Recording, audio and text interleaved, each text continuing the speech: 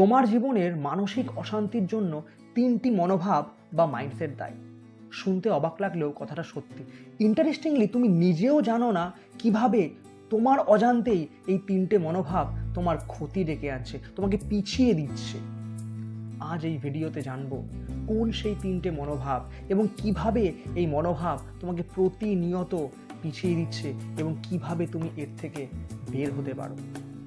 দেখো, এটা কোনো মেয়ার কনভেনশনাল ভিডিও নয়। আমি তোমাকে বলবো না পজিটিভ ভাবো, আমি তোমাকে ক্লারিটি দিতে চাই।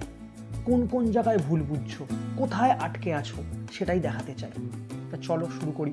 দেখো, প্রথম যে ভুল মনোভাবটা আমরা হোল্ড করি, আমরা ভাবি আমি যা ভাববো অন্য লোকেও সেরকম ভাববে। আমি যেটাকে ইম্পর্টেন্ট মনে করব অন্য লোকেও সেটাকে ইম্পর্টেন্ট মনে করবে।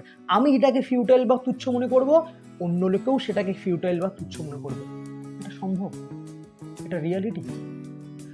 প্রত্যেকের প্রায়োরিটি আলাদা, প্রত্যেকের এক্সপিরিয়েন্স আলাদা, প্রত্যেকের বাস্তবতা আলাদা, প্রত্যেকের জায়গা থেকে ভাবে, প্রত্যেকের অভিজ্ঞতা থেকে তার মতটা বেরিয়ে আসে। যে যেরকম জীবনে এক্সপিরিয়েন্স করেছে তার ভাবনাটাও সেরকম হবে। তোমার জীবনের এক্সপিরিয়েন্স একরকম, তার জীবনের এক্সপিরিয়েন্স এরকম। তোমার জীবনের প্রায়োরিটি একরকম, তার জীবনের প্রায়োরিটি একরকম। প্রত্যেকে তার নিজের জায়গা থেকে তার মতামতটা গড়ে তোলে। তাই তুমি কি করে ভাববা যে তোমার মতটাই তার মতের সঙ্গে মিল যাবে? এখানেই তো প্রথম ভুল, এখানেই তো তুমি তোমার অশান্তিটা ডেকে আনছো।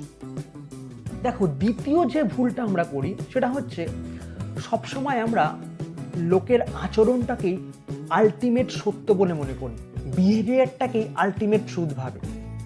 ধরো, তোমাকে কেউ একটা ফোন তুমি করলে, সেটা সে ধরলো না বা সে রেসপন্স দিল না, তুমি তখনই ভেবে নিলে ও আমায় ইগনোর করছে, ও আমাকে আগে অনেক ভালোবাসতো, কেয়ার করতে, এখন করে না, আমাকে প্রায়োরিটি দিচ্ছে না। তুমি প্রথমেই তার বিহেভিয়ারটাকে আলটিমেট নেগেটিভ হিসাবে দেখে দিলে। তোমার কি ভাবা উচিত ছিল না যে সে বিজি থাকতে পারে, তার শরীর খারাপ করতে পারে, সে বাজে জায়গায় ফেসে যেতে পারে? এই পসিবিলিটিগুলো না ভেবে তুমি কেনই আলটিমেটলি প্রথম চরমতম খারাপটা ভাবলে? মাল্টিপল পসিবিলিটি তো আছে, তা সেটা ভাবছি না কেন, প্রথমেই খারাপটা ভাবছি কেন? এইভাবে অনেক মিসআন্ডারস্ট্যান্ডিং তৈরি হয়। এই মনোভাব থেকে আমাদের কিন্তু বেরোতে হবে, আমাদের মাল্টিপল অপশনে ভাবতে হবে। তৃতীয় যে ভুলটা আমরা করি সেটা হচ্ছে আমরা ভাবি প্রত্যেকটা মানুষ একই থেকে যাবে, সারা জীবন একই থাকবে, একটু চেঞ্জ হলেই তুই তো বদলে গেছিস, তুই এখন আর আমায় পাত্তা দিস না, তুমি অনেক বদলে গেছো। এটা রিয়ালিটি নয়। মানুষ কনসিস্টেন্ট নয়, মানুষ সিচুয়েশন অনুযায়ী বদলায়, মুড অনুযায়ী বদলায়, লাইফের ফেজ অনুযায়ী বদলায়। তুমি কি করে আশা করো প্রত্যেকটা মানুষ তুমি আজ থেকে 20 বছর আগে যাকে যেমন দেখেছো সে এখন সেম থাকবে? এই এক্সপেকটেশনটাই তো ভুল। তুমি তো তোমার এক্সপেকটেশনের জন্য কষ্ট পাচ্ছ, তাই নয় কি? মানুষ তো কনসিস্টেন্ট নয়, তার বিহেভিয়ার চেঞ্জ হবেই। This is the human nature. সব থেকে বড় কথা কি জানো? মানুষকে বোঝা কঠিন না, মানুষকে বোঝা যায়।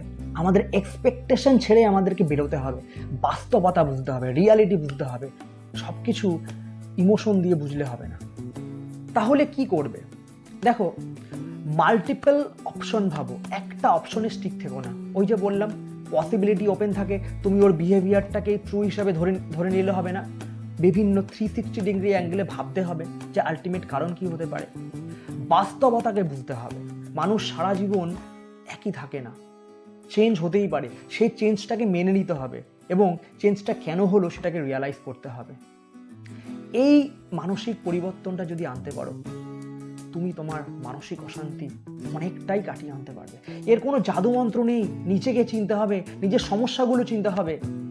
মেয়ার মোটিভেশন দিয়ে এটা কখনোই দূর হবে না। ভিডিওটা যদি ভ্যালু অ্যাড করে থাকে, একটা লাইক দিয়ে অন্তত ইউটিউবকে জানাতে পারো। আর এই ধরনের কন্টেন্ট পেতে গেলে অবশ্যই চ্যানেলটিকে সাবস্ক্রাইব করো। আর অবশ্যই তোমার জীবনের অশান্তিটা এই 3টের মধ্যে কোন জায়গা থেকে আসে সেটা কিন্তু কমেন্টে লিখতে ভুলো না। ভালো থাকো, সুস্থ থাকো, বাই বাই।